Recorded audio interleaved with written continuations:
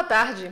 A aula desta sexta-feira do Projeto de Ensino à Distância para Gestores Públicos, o EAD, tem como palestrante o conselheiro substituto do Tribunal de Contas de Minas Gerais, Licurgo Mourão. E nessa edição do projeto, o tema abordado é Prevenção e Controle da Corrupção. Essa aula é presencial e está sendo realizada no auditório da Escola Superior de Contas, com transmissão ao vivo pelo portal do TCE e por satélite para os pontos de recepção da CECITEC, instalado nos 141 municípios do estado. Com vocês, o nosso palestrante. Muito boa tarde a todos. Inicialmente, eu venho agradecer mais uma vez ao convite que me foi feito pelo presidente José Carlos Novelli, para mais uma vez estar aqui, nessa acolhedora e calorosa, sem fazer trocadilho, cidade de Cuiabá.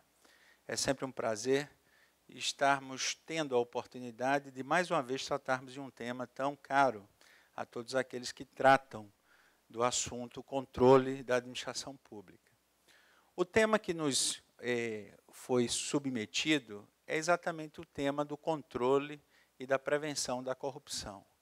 Como todos nós sabemos, esse é um tema mais do que atual, em razão das recentes alterações legislativas e posições dos órgãos máximos das instâncias judiciais do país, no sentido de promover uma densificação do princípio da moralidade pública.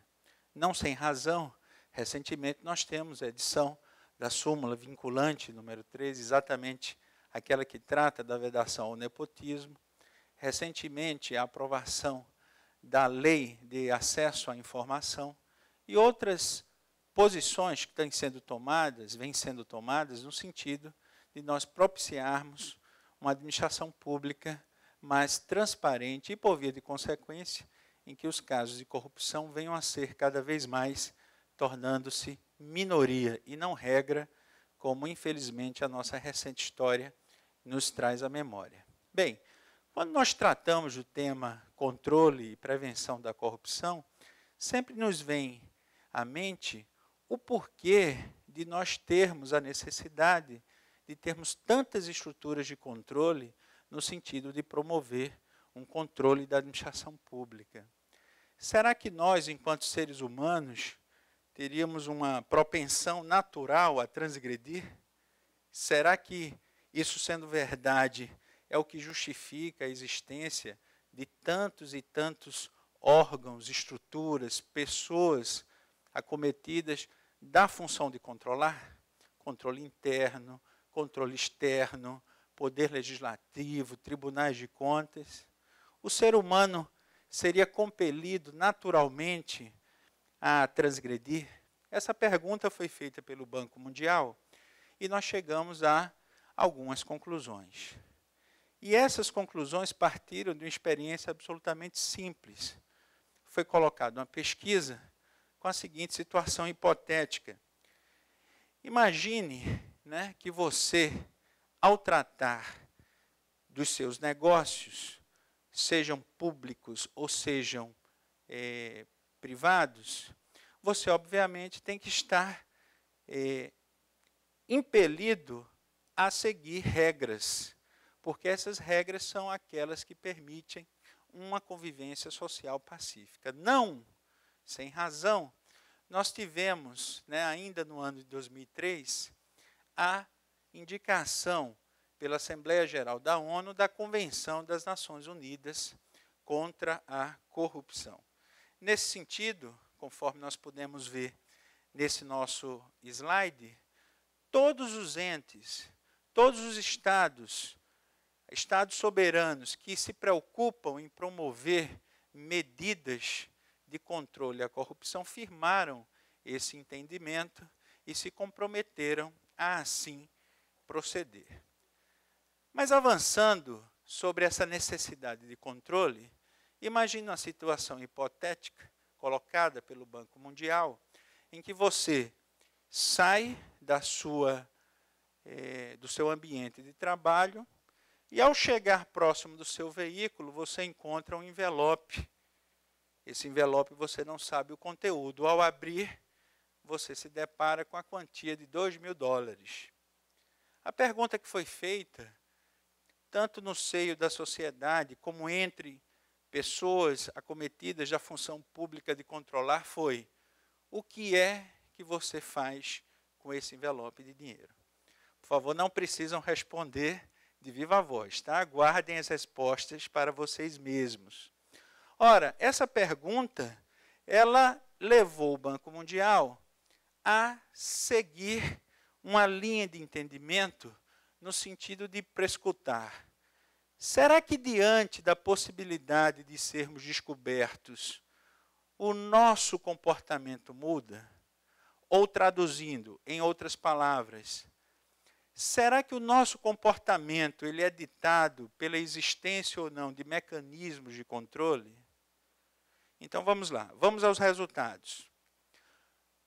Ora, se não houver qualquer possibilidade da descoberta deste fato por terceiros, o comportamento verificado é esse que vocês aqui acompanham. 33% notificam esse achado, vão procurar uma pessoa responsável por aquele estacionamento e dizem: olha, acabo de encontrar um envelope contendo $2.000, eu gostaria de fazer a devolução. 17% partem da máxima gersoniana, né? O importante é levar vantagem em tudo, ou quase tudo, e ficam com o dinheiro sem pensar muito. E já 50% deles vão levar esse valor para as suas casas e vão, durante aquela noite longa, né, fazer um embate, né, entre a razão e moral, entre a moral e razão, para chegarem a alguma conclusão do que irão fazer com esse valor. Observem que nós estamos diante de uma situação hipotética que revela, de certa forma, o comportamento natural do ser humano diante de uma situação em que ele não vai ser descoberto. A pergunta seguinte feita pelo Banco Mundial foi: e se nós tivermos uma pequena chance, uma pequena probabilidade, algo em torno de 30% desse fato ser descoberto? Uma câmera de vigilância não tão boa em termos de resolução, um vigilante meio sonolento, que eventualmente passa ali naquele estacionamento, será que isso influencia meu comportamento? Vamos ver. Observem que se houver só 30% de probabilidade de descoberta, há sim uma modificação muito grande no comportamento de todos nós, do homem médio. Ou seja, aqueles que notificam o achado, que são compelidos ao bom comportamento de dizer: olha, esse dinheiro não me pertence, nós temos um aumento de 124%, um aumento considerável. Em relação àqueles pretensos desonestos, né, que pela simples possibilidade de serem descobertos, o comportamento deles é modificado, verificando-se uma redução de 325%. Então, quando nós falamos de controle da corrupção, nós temos que considerar essa variável da psique humana diante das câmeras, não é?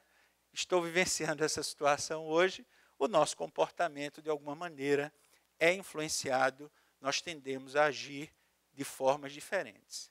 Então, mesmo que as estruturas de controle hoje presentes no nosso país, elas não sejam 100% eficientes, eficazes, tal qual nós desejaríamos, o fato concreto é que a sua inexistência significaria, sem sombra de dúvidas, um estado de coisas talvez pior do que aquele que nós estamos cotidianamente, odiernamente, acostumados a verificar. Bem, seguindo um pouco mais, nós observamos, também com base em pesquisas do Banco Mundial, que um controle da corrupção eficaz, quanto mais os mecanismos eles são eficientes, isso tem um impacto direto na qualidade de vida das populações. Por quê? Porque, no caso, quando nós correlacionamos a mortalidade infantil e o controle da corrupção, nós verificamos que naqueles países em que esse controle ele é otimizado, os índices de mortalidade infantil caem drasticamente. Isso acontece por uma razão muito simples. Os medicamentos que são comprados são os medicamentos eficazes. O remédio, de fato, chega, né, para aquele usuário, chega na época certa, sem estar vencido. Por quê?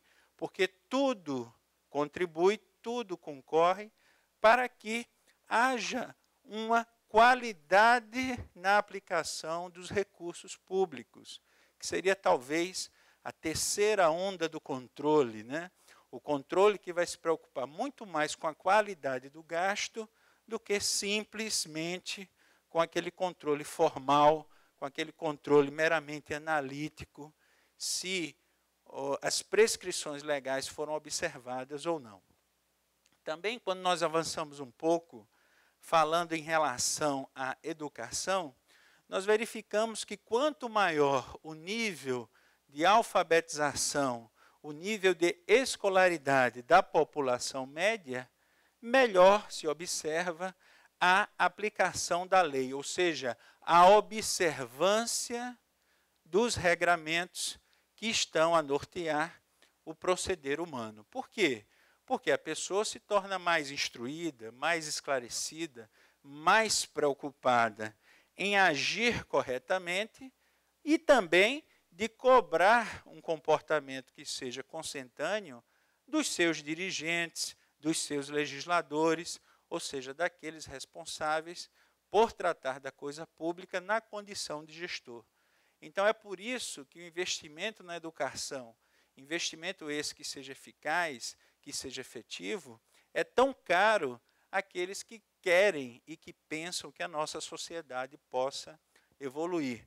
Esses dados também foram retirados do site do Banco Mundial. Só que nós estamos falando de pessoas normais. E hoje a ciência evolui no sentido de perceber que há pessoas tais para as quais essas normas, essas regras, esses estabelecimentos de estándares de comportamento simplesmente não valem para elas. E por que elas não valem?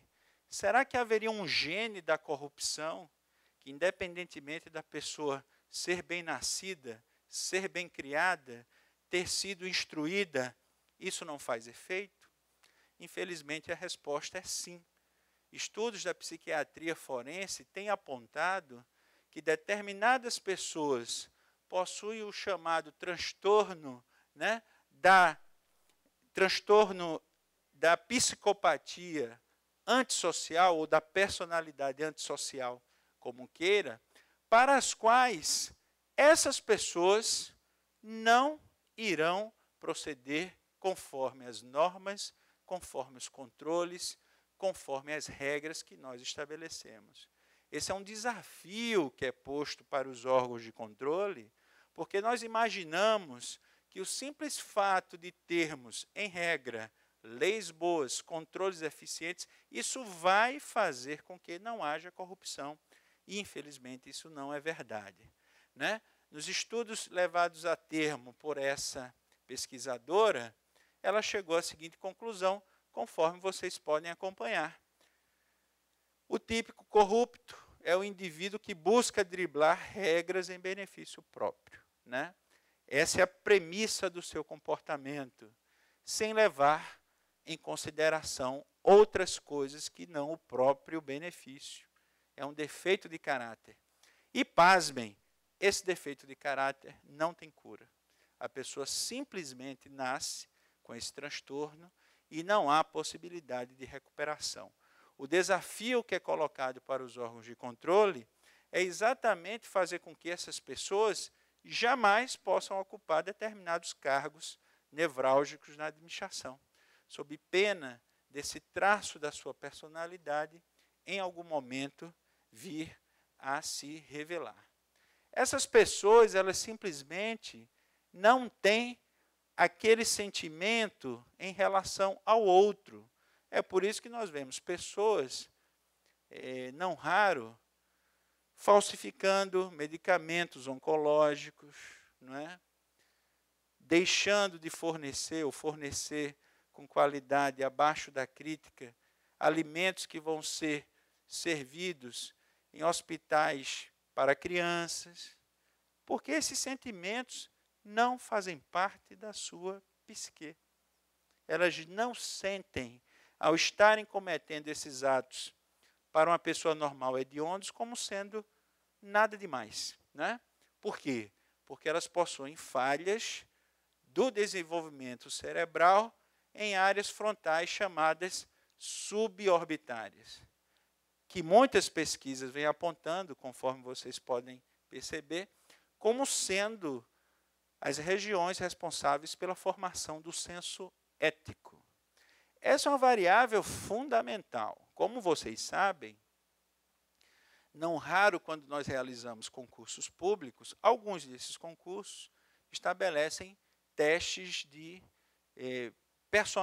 personalidade, né? Testes psicotécnicos, muito polêmicos. Muitas vezes os concursos não conseguem avançar, porque para alguns estaríamos adentrando numa área meio que subjetiva de analisar o futuro comportamento humano. É bem verdade que a nossa ciência ainda não evoluiu para tanto, mas já há estudos, né, no âmbito da academia, normalmente nas casas das ciências médicas, no sentido de, através de exames de imagem, podermos identificar pessoas que possam apresentar esse traço de psicopatia.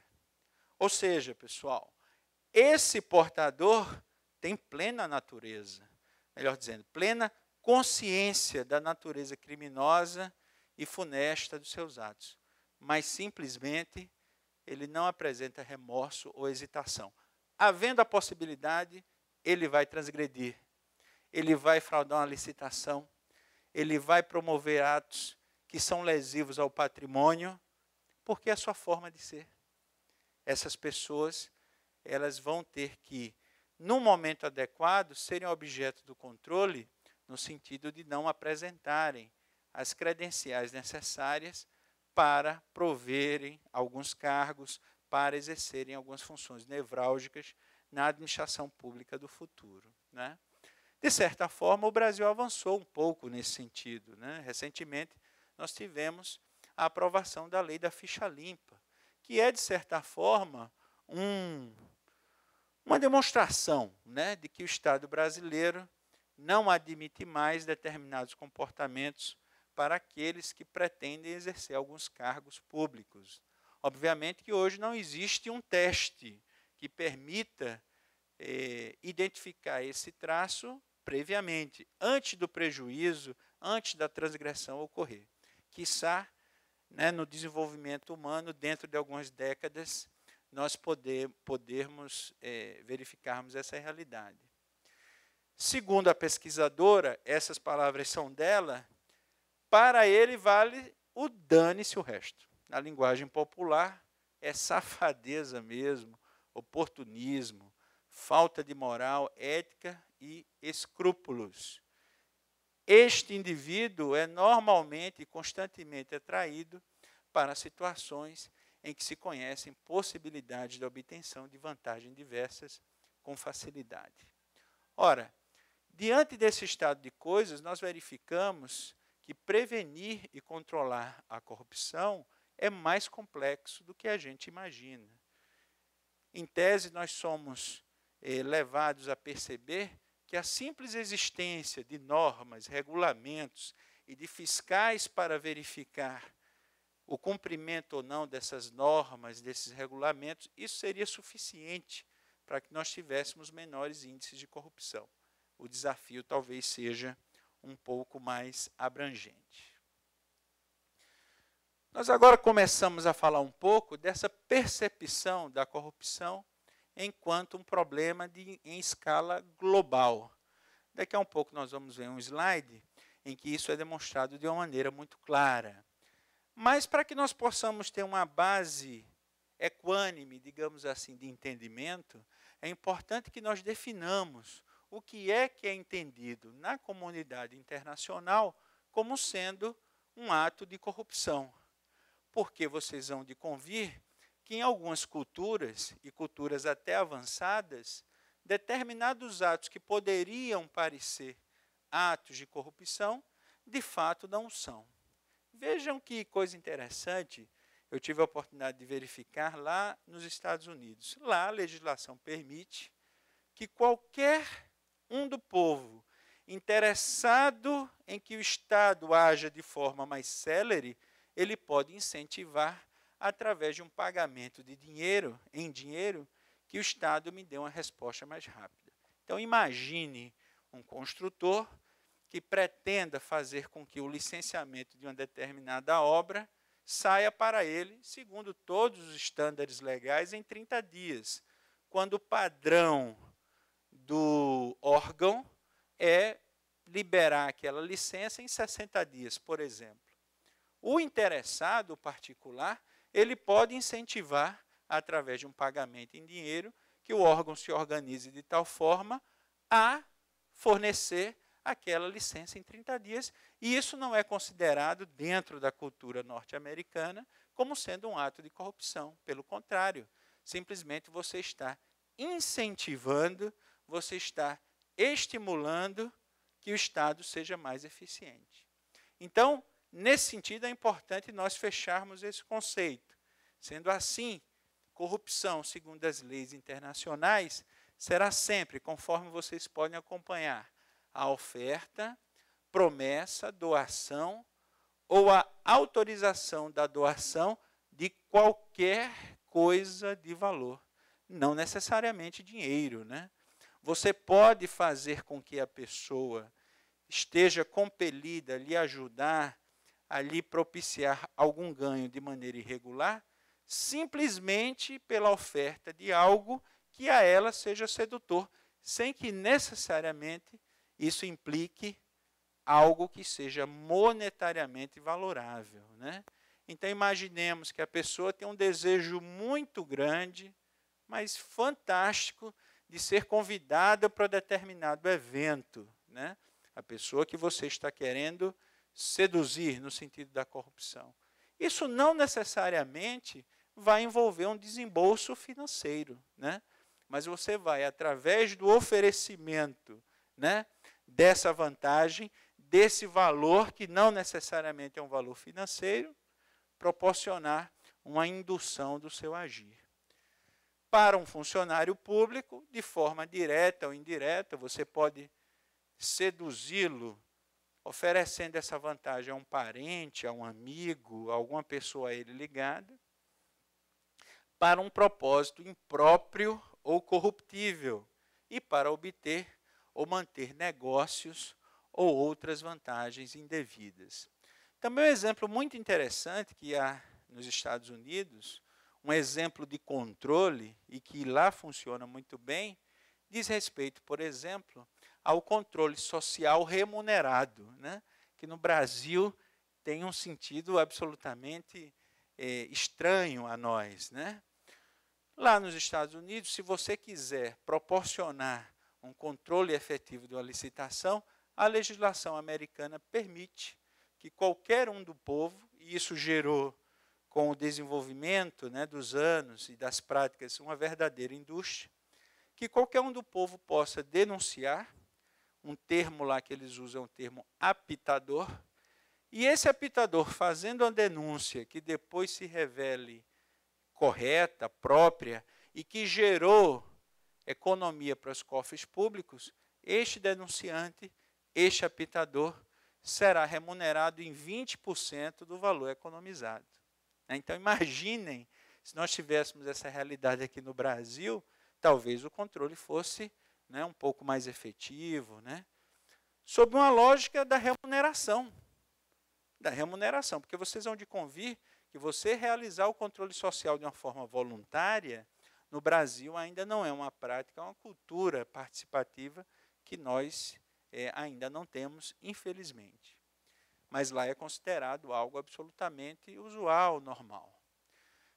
Quando nós falamos de corrupção, é importante saber também, avançando no nosso tema, por que esse assunto é importante, é relevante, por que os governos se importam com a corrupção. Uma questão fundamental nessa discussão é a questão da credibilidade. Muitas vezes, os recursos que são invertidos por parte do Estado são invertidos numa aura de tanta desconfiança, né, de tanta falta de confiança do que vai ser feito, que isso gera um descrédito para o governo.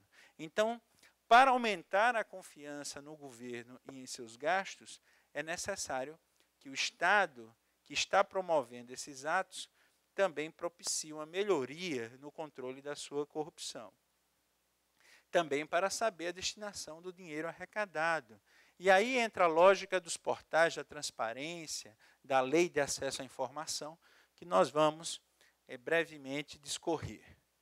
Também para que haja transparência quanto às contratações e parcerias. Eu lembro-me muito bem, ainda na década de 80, quando fazia os primeiros concursos públicos, que era quase que uma loteria, né? Você era compelido, fazendo um paralelo com as contratações de bens e serviços, você era compelido a fazer a inscrição no concurso, comparecer no dia da prova e torcer, quase que torcer, era quase que um jogo de azar, para que o seu nome estivesse naquela lista de aprovados. Porque se não tivesse, você não tinha acesso a gabarito. A gente falando isso hoje parece um absurdo total, mas essa era a regra na década de 80. Você não tinha acesso a gabarito. Você não tinha acesso, por exemplo, ao que você escreveu na sua prova subjetiva, né? Hoje é possível, através da internet, você baixar ali a sua prova escaneada. Então, quando eu lanço no dia a dia, na prática da administração pública, a transparência, significa dizer que eu vou mais e mais deixar ao conhecimento público o que é que está sendo feito em termos de contratações, seja de pessoal, seja de obras e serviços. Também outra preocupação que leva os governos a se preocupar com o assunto, a necessidade de controlar o que é que ocorre em termos de impropriedade nos gastos com bens e serviços. Muitas vezes o gestor está imbuído de todas e melhores intenções em relação ao gasto. Mas o que acontece, né, na ponta, onde o gasto de fato está sendo realizado, muitas vezes foge ao controle do gestor. E, por último, para que não ocorra desperdício de recursos. Este é o lado do governo, aquilo que o compele a se preocupar com o assunto controle da corrupção. Mas por parte também das empresas que são fornecedoras, seja de bens, seja de serviços da administração pública, o controle da corrupção é uma preocupação constante. Vamos ver por quê. Por que que os contratados devem se importar com a corrupção? Primeiro, para que haja uma proteção, conforme vocês podem acompanhar, contra pessoas e empresas que representem risco negocial, ou seja, cujas práticas de mercado, cujas práticas de negócio são práticas absolutamente predatórias. Não há espaço para uma livre concorrência. E é claro que quando as empresas se veem muitas vezes em esquemas de corrupção, seja voluntária, seja involuntariamente, elas estão, sim, sujeitas à aplicação de penalidades criminais, da aplicação de multas contratuais e também, muitas vezes, a suspensão dos contratos e a sua exclusão do rol daquelas empresas habilitadas a contratar com o governo. Recentemente, né, nós temos acompanhado isso no nosso país, em relação a uma empresa de construção enorme, né, com vários contratos junto ao governo, e que em razão do governo federal, e que em razão dessas denúncias, né, se viu absolutamente alijada e com sua credibilidade completamente arrasada em relação a esses fatos. Ou seja, há uma consequência muito séria em relação a essas empresas, em relação a possíveis casos de corrupção. Perda de confiança pública, perda da sua reputação e perda de novas oportunidades de negócio. Ou seja, a corrupção não é um bom negócio para aquelas empresas que, parafraseando, né, um gestor que recentemente esteve numa comissão parlamentar de inquérito, caso seja filmado, né? Caso seja pego. Porque é bem verdade que a corrupção é um jogo quase que de azar. Até o momento em que estiver funcionando, é um excelente negócio para aqueles que assim pensam.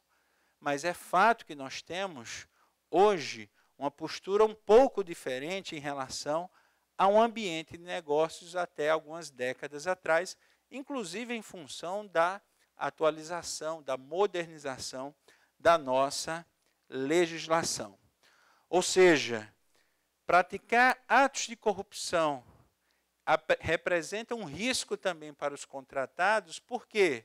Porque você quase que estabelece a corrupção como sendo a ética do mercado. E nessa ética do mercado, em que a corrupção é o fio condutor, de fato, as melhores práticas negociais não estarão presentes. Sempre prevalecerá a lei do mais forte, né? Aquele que oferece a maior propina, aquele que oferece a maior vantagem devida, e isso, obviamente, vai se refletir na sociedade como um todo, partindo-se do pressuposto que mais recursos serão despendidos, muitas vezes para se adquirir bens e serviços que não sejam de boa qualidade. Também se estabelece uma ideia de enriquecimento ilícito por lavagem de dinheiro. E não tenham dúvida que cada vez mais e mais, né, a administração pública vem se cercando de tecnologias, inclusive de informação, de inteligência de informação, no sentido de fechar esses canais através dos quais a obtenção de ganhos ilícitos é transformada, na expressão usual, lavada, para se dar um ar de correção. Também há um outro risco, que é o dano ao erário, né, que se estabelece. Por quê? Porque, de acordo com o entendimento ainda patente no nosso Supremo Tribunal Federal, os danos ao erário, por força do artigo 37, parágrafo 5º da Constituição, são imprescritíveis. Então, a qualquer tempo, mesmo passadas décadas, embora haja uma forte discussão na doutrina, mas no âmbito, né, das decisões jurisprudenciais das nossas cortes superiores, o dano ao erário ele é imprescritível. Então, imagine você ser compelido, depois de décadas, a fazer frente a uma reposição de um dano causado ao erário. Esse é um risco também muito forte para as empresas, que a depender do montante envolvido, isso vai significar quase que uma absoluta falência. E também a perda de tempo e de dinheiro. Como vocês sabem, participar de licitações é algo complexo. Se você, de boa fé, entra num processo concorrencial de disputa, já sabendo que ali tem uma certa arrumação, né, de resultados, de negócios, por óbvio, isso vai representar uma perda de tempo e de dinheiro, porque as pessoas vão ser compelidas a participar de processos que não são sérios. Então, tudo isso leva também os contratados a se importarem em prevenir a ocorrência de casos de corrupção. Esse nosso próximo slide mostra um panorama, né, de como é o índice de percepção da corrupção em âmbito mundial. Como vocês podem perceber, né, quanto mais claras as cores, melhor, né, os índices de percepção da corrupção. Então, vocês verificam, de uma forma muito clara, que os países mais desenvolvidos do mundo, né, aqui a América do Norte, a parte ocidental da Europa, os países escandinavos, a Austrália, e até mesmo o Chile, aqui na América do Sul, possuem, sim, índices de corrupção absolutamente controlados, significando dizer, de todas as formas, que quanto mais eu controlo a corrupção, melhor o desenvolvimento social e econômico dos países. Porque eu estabeleço um ambiente em que todos ganham.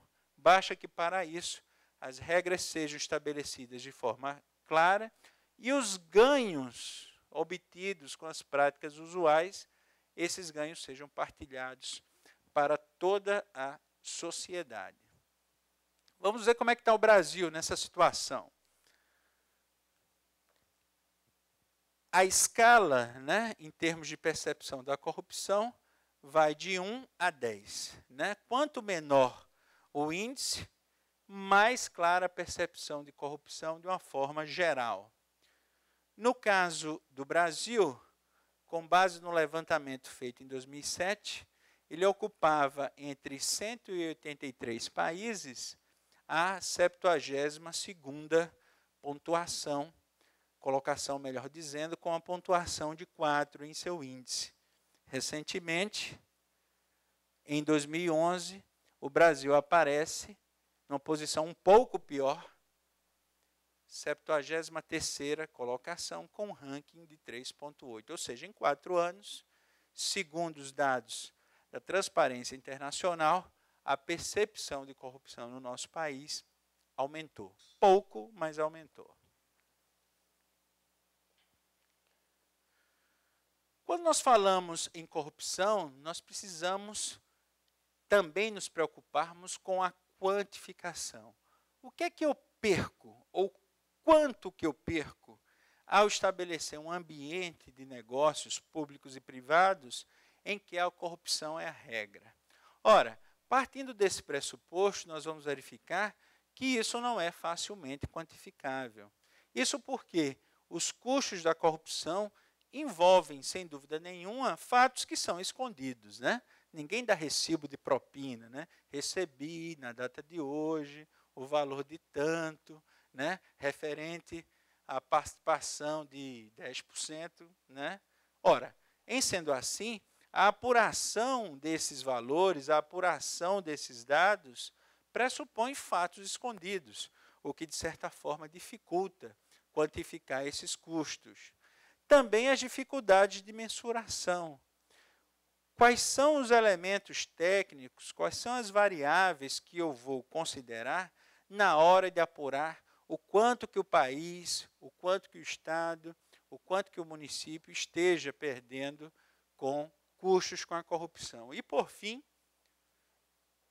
algumas interveniências de ordem política, econômica e ambiental. Tudo isso envolvido dificulta o cálculo dos custos no sentido de se apurar a corrupção, ou melhor dizendo, o seu custo.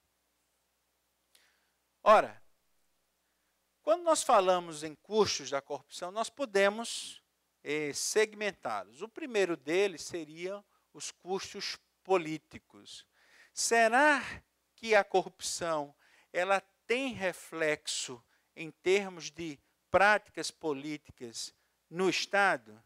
Ora, se eu tenho um sistema político que é baseado na confiança, significa dizer que os gestores estão legitimados a desenvolver aquelas ações governamentais, a alocar recursos nos programas específicos para gerir aqueles recursos que são colocados sob a sua confiança. Esse ambiente de confiança no sistema político, ele é fortemente abalado por casos de corrupção. Por quê? Porque quando não há confiança no sistema político, a tendência é que haja uma restrição do diálogo, né? Ou seja, os agentes sociais, os cidadãos, não são levados a discutir o que é feito na administração e qual será a destinação dos recursos públicos, gerando, sem dúvida nenhuma, uma apatia dos cidadãos. Também há uma limitação de discussões, limitação de debates por interesses políticos, muitas vezes escusos, que também vão abalar a confiança no sistema. E, por fim, uma frustração dos ideais éticos, tudo isso gerando um efeito jurídico de nós termos uma confiança no sistema político absolutamente abalada. Também nós podemos considerar custos econômicos da corrupção, né? É claro que quando nós falamos em custos, nós temos a necessidade de saber até que ponto essa prática nos é danosa. Em termos políticos, acabamos de ver. Em termos econômicos, a literatura traz a informação segundo a qual a alta corrupção, ela pressupõe, é quase que umbilicalmente ligada a um ambiente de negócios em que a burocratização, em que a sobreposição de regras, de dificuldades negociais são colocadas, muitas vezes para criar a dificuldade, para que se venda a facilidade. Um dado que pode nos trazer, de certa forma, uma inferência sobre isso, é o tempo que é levado, em média, nos países desenvolvidos, para que uma empresa possa ser constituída e começar a operar regularmente. Em média, nos países desenvolvidos, isso leva pouco mais de 24 horas. Né? Você, com a documentação em ordem, você é capaz de abrir a sua empresa e começar a operar em 24 horas. Há países que isso chega até a uma fração de 24 horas. No Brasil, não tenho dados recentes, mas não é tão fácil. Né? Alguns de vocês talvez possam ter esse dado. Mas mais difícil que abrir é fechar. Né? A burocracia envolvida, quando você quer encerrar um negócio aberto, realmente causa, sem dúvida nenhuma, de acordo com a literatura, um ambiente propício a práticas corruptas. Também, quando eu tenho corrupção no ambiente de custo econômico, significa dizer que eu vou começar a gerar distorção das funções de mercado. O mercado, como vocês sabem, né, pessoal, ele se regula muitas vezes, ou quase todas as vezes, pela velha e boa lei da oferta e da procura. Mas quando o fator norteador dos negócios estabelecidos não são as práticas usuais de mercado, nós vamos ver o quê? Vamos ver aquisições desnecessárias, né? Obras, muitas vezes, também desnecessárias ou em custos absolutamente exorbitantes, fora da realidade, né, daquele ente federativo, ou seja, práticas corruptas também levarão às distorções nas funções de mercado. Por último, como nós acabamos de ver no slide anterior, a corrupção é, sem dúvida, um fator de baixo crescimento econômico. Simplesmente porque aqueles ganhos auferidos de maneira indevida, eles raramente serão revertidos em benefícios, reinvestidos naquele próprio ente federativo. Normalmente, esses valores são direcionados a paraísos fiscais, né? Onde é mais difícil que haja um rastreamento. E, por fim, agora sim, em termos de custos econômicos, o Banco Mundial projeta um gasto, uma perda, melhor dizendo, de algo em torno de 80 bilhões de dólares anuais só com práticas corruptas.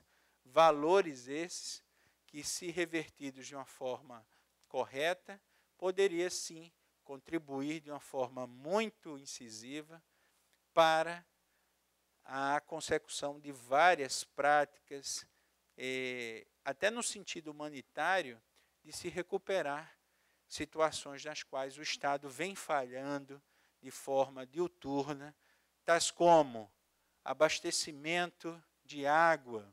Né? Esse é um dado que vem a ser relevado, notadamente porque o abastecimento é uma obra, o saneamento, que não aparece tanto para a população. Né? Então, esses custos envolvidos em termos de corrupção significa dizer que poderiam sim estar sendo carreados para a consecução de vários dos problemas para os quais, não raro, nós ouvimos falar que não há recursos disponíveis.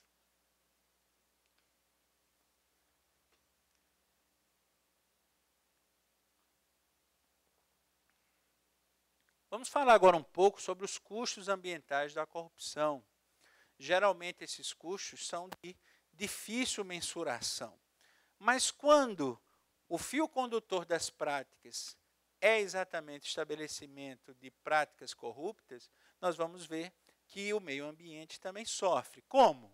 Através da expansão da poluição. Por quê? Porque muitas vezes aquela obra necessária, com qualidade devida, né, com as especificações técnicas próprias, ela não acontece.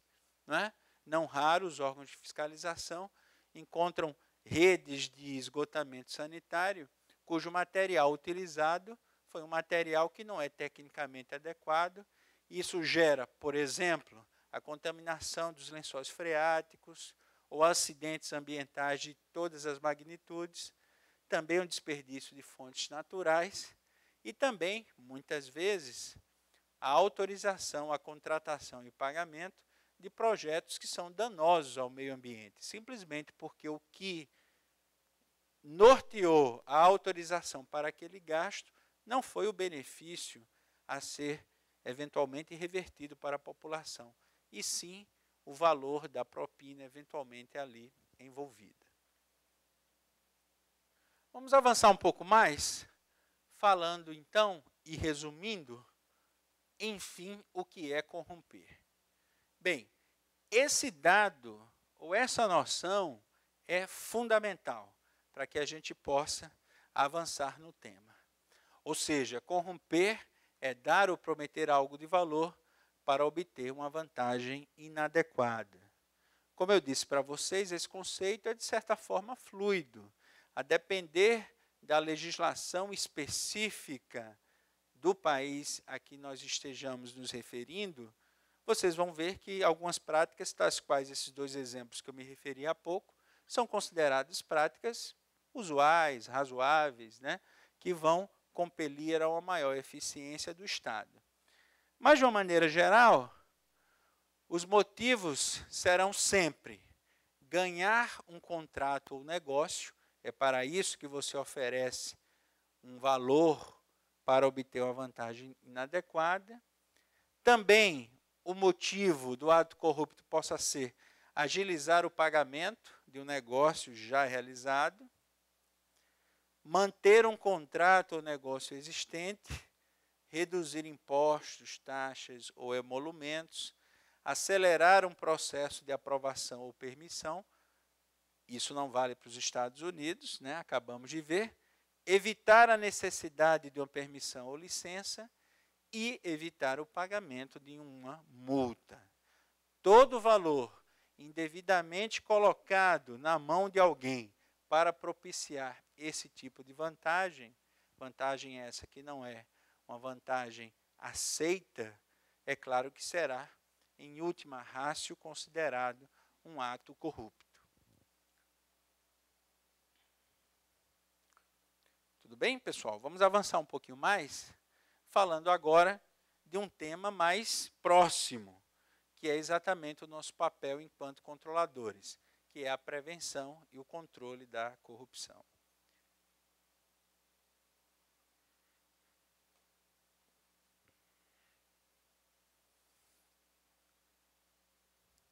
Quando nós falamos em ferramentas para combater, para prevenir a corrupção, nós também, da mesma forma, vamos ter que ter uma abordagem multidisciplinar, né?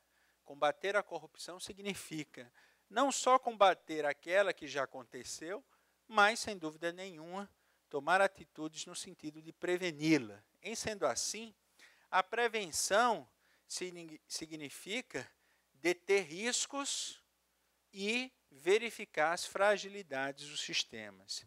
Recente pesquisa do Conselho Federal de Contabilidade aponta que 80%, pouco mais ou menos, dos municípios brasileiros não têm um efetivo sistema de controle interno, que por força da nossa Constituição, ele é não só obrigatório, mas fundamental, né, para que os atos administrativos passem por uma primeira barreira de contenção, né? Muitas vezes, quando esses sistemas de controle interno existem formalmente, eles não são, digamos assim, geridos de maneira a garantir a independência, a autonomia do controlador. Em regra, são cargos comissionados ou empresas terceirizadas contratadas, que obviamente não se coaduna, né, com a função estatal perene, que é de controlar, assim entendida como sendo uma estrutura própria da organização, no sentido de promover os atos inerentes ao controle interno. Quando eu falo também de controle, significa dizer corrigir os desvios e apurar responsabilidades, funções próprias das áreas de correição e também de ouvidoria. Então, quando nós imaginamos trabalhar num ambiente para promover o combate à corrupção, significa dizer que nós deveremos ter bem estruturados essas 4 feições do controle: auditoria, fiscalização, correição e ouvidoria. Isso tudo, pessoal, vai gerar o quê? Equilíbrio fiscal e qualidade do gasto público, fazendo a interface com 2 legislações mais do que importantes no âmbito da administração pública brasileira. A Lei de Responsabilidade Fiscal, que se preocupa com o equilíbrio fiscal, e a futura, esperamos que tão logo esteja aprovada, a Lei da Qualidade Fiscal, que vai preocupar-se com a qualidade do gasto público. Se tudo aquilo que foi investido em termos de recursos humanos, em termos de recursos materiais, de fato proporcionou uma melhoria da qualidade de vida das populações, né? Todos nós temos vários casos de investimentos públicos que não, em última ratio, promoveram uma melhoria da qualidade de vida. E isso, obviamente, que modernamente é alvo de uma modalidade específica de auditoria governamental, que é a auditoria de programas, né? Também chamado por alguns de auditoria operacional, que vai exatamente preocupar-se com a qualidade do gasto, né? E não tão somente com os aspectos formais de empenho, licitação, pagamento, porque mais importante que observar esses estamentos da auditoria de conformidade é, de fato, garantirmos que aquele gasto, que aquele investimento trouxe benefícios para a população. E tudo isso, de uma forma conjugada, vai exatamente proporcionar o quê? Um combate efetivo às práticas corruptas.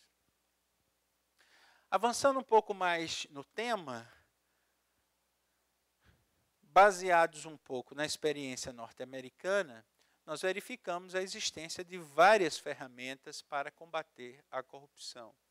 Assim como nós vimos que a corrupção, de certa forma, considera custos nas mais variadas áreas, custos políticos, custos ambientais, também a abordagem em termos de combate tem que ser uma abordagem mais ampla. Significa dizer nós inculcarmos, né, na mente dos gestores e também nas mentes daquelas empresas que se relacionam com a administração pública a ideia do compliance corporativo, significando dizer tão somente o que vocês aqui podem acompanhar: fazer cumprir as normas legais e regulamentares, as políticas e as diretrizes estabelecidas para o negócio e para as atividades da instituição, ou seja, acabarmos com o bom e velho jeitinho brasileiro, o que é, de certa forma, muito difícil, né? Porque isso envolve, sem dúvida nenhuma, uma mudança, né, na base mais elementar da nossa sociedade, que é exatamente o investimento em educação. Fazermos não só nós mesmos cumprirmos as normas legais, os regulamentos, mas também cobrarmos dos outros essa observância, né? Essa ideia de compliance corporativo significa dizer que todos terão acesso às leis que nos regem e levarão a sério. O que é mais importante de conhecer é, de fato, ter em mente que aquela regra é para valer. Também outra ferramenta é exatamente a ferramenta da ética. Quais são as práticas que nós admitimos como sendo práticas razoáveis, práticas que nortearão o nosso agir? E essas práticas e essas normas têm que ser amplamente divulgadas, sob pena disso virar quase que um manual próprio e pessoal de ética. Isso é importante para que também eu possa combater a corrupção. É importante também enfrentar os desafios, e eu uso um adágio, que se chama trabalhar dá trabalho. Tudo isso envolve muito trabalho, envolve investimento em capacitação, envolve a sensibilização, envolve um trabalho que muitas vezes nós não conseguimos reconhecer como sendo um trabalho que gerará frutos de forma rápida, de forma mais próxima. Mas, sem dúvida nenhuma, significa não ter medo de enfrentar esses desafios. Também uma visão panorâmica. É muito comum os órgãos de controle trabalharem de uma maneira desconectada em termos da sua atuação. E muitas vezes partindo do pressuposto que fiscalizar significa ver tudo, quando isso definitivamente não é verdade. Hoje nós temos critérios técnicos de seletividade e de materialidade que vão exatamente indicar a atuação dos órgãos de controle no sentido de buscarem a otimização dos seus recursos. Por exemplo, é fato que todos os estados da Federação Brasileira possuem municípios de vários portes. Nós temos a capital, os municípios da região metropolitana, aqueles municípios mais afastados. Muitas vezes, quando nós estabelecemos uma matriz de risco, que é uma ferramenta técnica que orienta a atuação dos órgãos de controle, vamos verificar, não raro, que se fiscalizarmos 30% dos municípios, aqueles de maior porte, nós vamos ter uma abrangência de quase 100% dos recursos envolvidos. Isso que significa dizer exatamente uma visão panorâmica, utilizando critérios de inteligência na execução do controle, sob pena de nós desperdiçarmos recursos humanos e materiais. Aqui no estado de Mato Grosso, nós temos um exemplo muito importante, que é a prática do geoobras, que tem sido difundido em todo o Brasil como sendo uma excelente prática de controle da administração pública. Ora, se eu tenho ferramentas de tecnologia da informação que me permitem fiscalizar, claro que de uma forma preliminar, a existência de uma obra, sem precisar me deslocar a campo, sem dúvida nenhuma, isso é um critério de inteligência, de matricialidade que deve ser incorporado às nossas práticas fiscalizatórias. Outra ferramenta fundamental para combater a corrupção é o critério da transparência. A regra agora é outra, nada mais é segredo, a regra é divulgar. E isso é recebido hoje no Brasil com absoluto espanto, Estamos discutindo se nós podemos ou devemos ou não divulgar salários, individualizando as pessoas. Eu gostaria de dizer para vocês que essa é uma prática de mais de 200 anos, por exemplo, em países como a Suécia. A lei de acesso à informação nos Estados Unidos, que se chama FOIA, na tradução literal, é uma legislação que tem quase 50 anos. Hoje, através de 2 cliques na internet, na rede mundial de computadores, você sabe, você tem acesso aos rendimentos anuais de qualquer funcionário público, servidor, como queira, da administração pública federal norte-americana. Então, nós estamos diante realmente de um novo paradigma, no novo paradigma, que significa dizer incluir a transparência no nosso dia a dia, nas nossas práticas administrativas, porque tudo isso vai permitir um ambiente de menor corrupção. Por fim, outra ferramenta para combater a corrupção é a realização de auditorias. E quando nós estamos falando em realizar auditorias,